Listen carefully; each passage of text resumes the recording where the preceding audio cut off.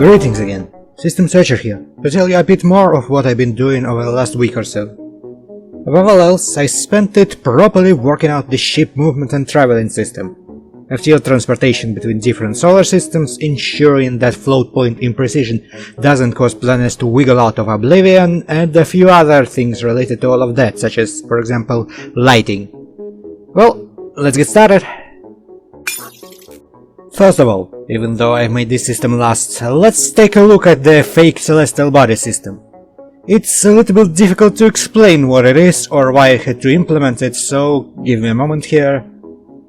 Okay, so, floats, floating points, the pointy floaties. They're not particularly precise, to put it simply. Well, for most users they are enough, but if you go into, say, tens of millions, they start suffering from wobble.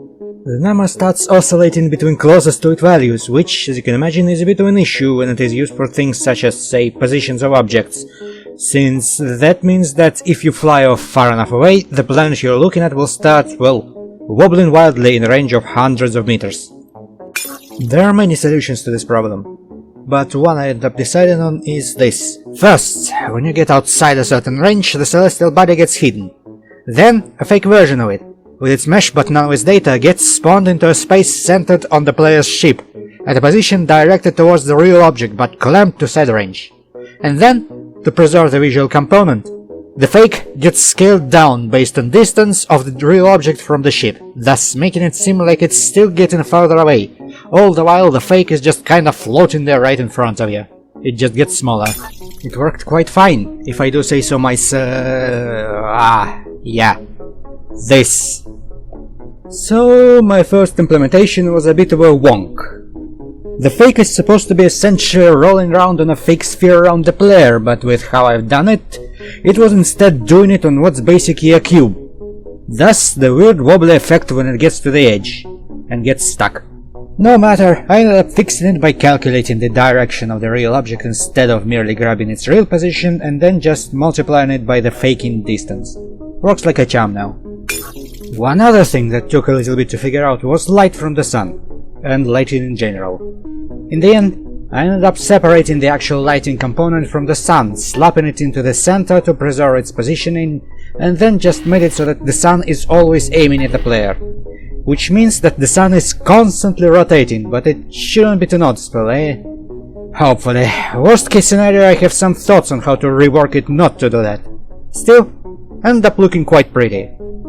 I also did some work on the ship itself along the way. The lights inside it are mostly temporary, as I'll probably rework them to come from the actual light source instead of just floating there, but for now it works. Still thinking on what I'm going to do with the interior texturing. Probably going to grab one of the trim sheets I have lying about, but let me know what you think. Maybe I'll end up just sticking with this lower res art style instead. And now for the biggest thing I've accomplished this week. You see, the ship and the rest of the world are contained in completely different parts of the scene.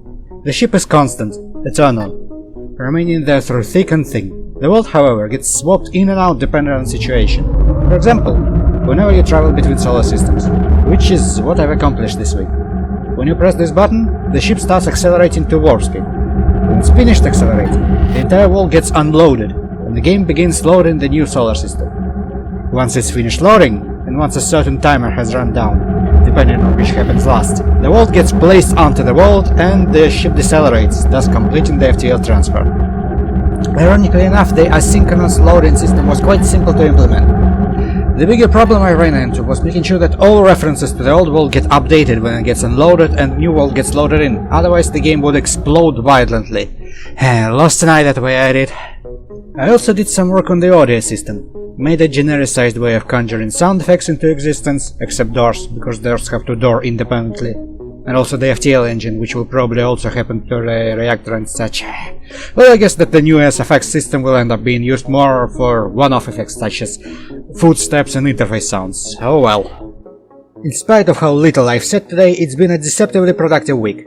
Several of the mainline systems on which everything in the game will depend on have been implemented, and I also finally got rid of the testing platform of Elt in favor of doing everything in the actual ship itself. As I said in the previous devlog, I'll try to come up with something interesting to say at the end of each episode, so here's something interesting, hopefully. Procedural fake Twitter. No AI, just a bunch of tables and presets that can generate tweets based on a buttload of lore-based parameters. Relationships between factions, qualities of alien species, current situation of the world of the game, whatever random discoveries you bump into, etc. It would serve to bring some life to the game's world while also providing veiled hints to stuff you might be able to discover elsewhere in the world. Who knows, maybe this weirdo yelling about a haunted moon is right, after all. And with that, it's all for now. Thank you for watching. I hope you enjoyed this peek into my working process. Goodbye and adios, and I'll see you all in the abyss below.